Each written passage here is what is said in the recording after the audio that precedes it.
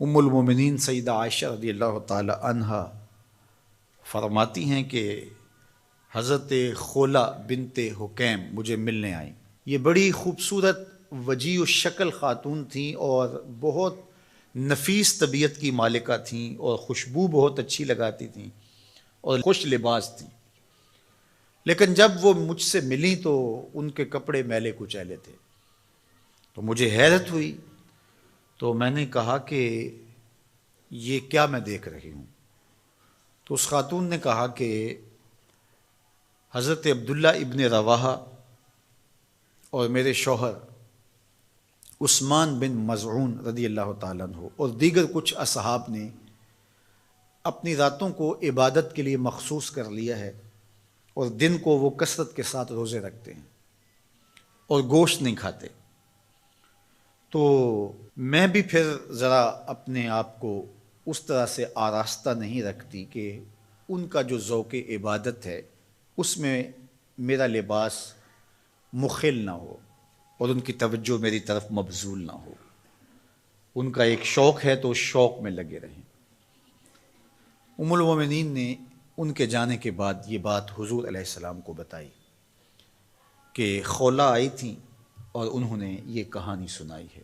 اسی وقت حضور ان صحابہ کے لیے نکلے،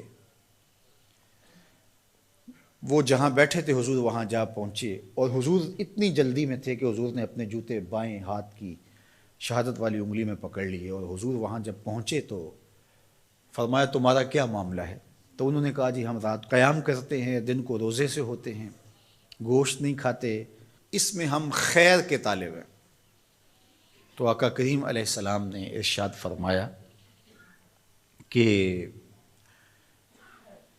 تم رات کو قیام بھی کیا کرو اور رات کو سویا بھی کرو، روزہ بھی رکھا کرو اور افطار بھی کیا کرو، کسی دن رکھ لیا کسی دن چھوڑ دیا، اور اسی طرح جو کھانے پینے کے معاملات تھے تو اس میں بھی حضور نے ہدایت فرمائی۔ فرمایا کہ میرے رب نے مجھے سہل دین دیا ہے، یہ آسان دین ہے، یہ مشکل نہیں ہے۔ تو حضور نے فوراً جا کے اس چیز کی، اس امر کی تردید کی کہ یہ کوئی بات نہیں ہے کہ تم اپنے آپ کو مشقت میں ڈالو۔ حضرت عثمان بن مظعون رضی اللہ تعالیٰ عنہ نے حضور سے اجازت طلب بھی کی، دوسرا موقع تھا، چونکہ یہ بہت ہی زہد کا مزاج رکھنے والے صحابی تھے۔ ویسے صحابہ میں غالباً 13واں یا 14واں نمبر ہے ان کا اسلام لانے کا۔ ہجرت حبشہ بھی انہوں نے کی ہے، حضور کے رضائی بھائی بھی لگتے ہیں۔ انہوں نے حضور سے اجازت طلب کی کہ ہمیں تبتل کی اجازت دے دی جائے۔ تبتل کیا ہے؟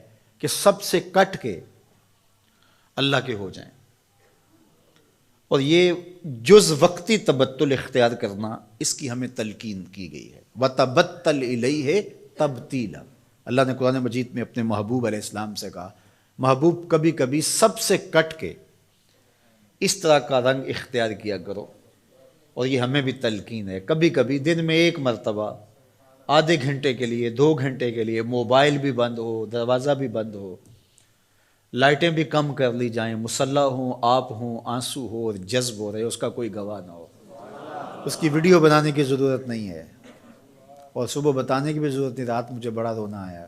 بالکل تبتل کا مطلب بس اسی کی ہو جاؤ۔ غار حرا کی خلوتیں تبتل ہیں، اعتکاف کی ایام تبتل ہیں، سحری کے لمحات کے اندر بیٹھ کر کے اپنے آپ کو سب سے کاٹ کے اس کے ساتھ وابستہ کر دینا، یہ تبتل ہے۔ یہ تو ہونا چاہیے، لیکن یہ تبتل کلیتاً کہ مکمل تبتل اختیار کر لیا جائے رہبانیت کی طرح، تو اس کی نفی کی گئی۔ لا رہبانیت فی الاسلام، کوہ غار کی زندگی، بیوی بچے چھوڑ دیے جائیں، گھر بار چھوڑ دیا جائے اور تبتل اختیار کر لیا جائے، اور جنگلوں کا راستہ لے لیا جائے اور وہاں جا کے وقت گزارا جائے اور ترک دنیا کر دی جائے۔ اسلام نے ترک دنیا سے ہمیں منع کیا ہے کہ ترک دنیا نہ کرو، لیکن غرق دنیا سے بھی منع کیا ہے کہ دنیا میں غرق بھی نہ ہو جاؤ۔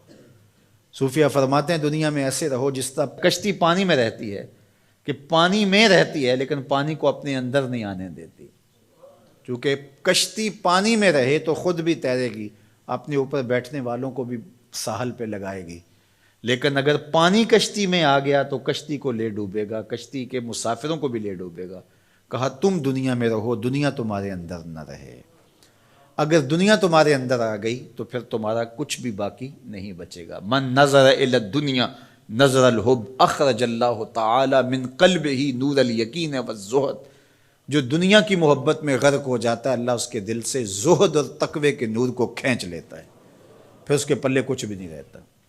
تو یہ بھی منع کیا گیا ہے۔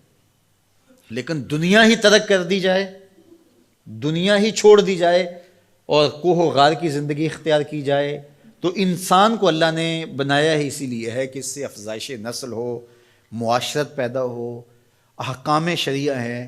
جمعۃ المبارک فرض کیا گیا ہے سوائے مسافر کے اور مریض کے اور عورتوں کے، تو یہ اجتماع اسی لیے کیا گیا ہے۔ حج فرض کیا گیا، اجتماع ہے۔ جماعت کا کہا گیا ہے، اکیلے پڑھنے کے بجائے جماعت سے آگے پڑھو۔ تو یہ تو سالے معاشرے کے قیام کے لیے ساری چیزیں ہیں، تو تبتل سے منع کر دیا گیا۔ اور صحیح بخاری میں ہے کہ فرماتے ہیں اگر ہمیں حضور تبتل کی اجازت دے دیتے، صحابی فرماتے ہیں لختصینا، تو ہم اپنی مردانہ طاقتیں ختم کر لیتے اور ہم بالکل کٹ جاتے دنیا سے، لیکن حضور نے اس کی اجازت تبتل کی نہیں دی ہے۔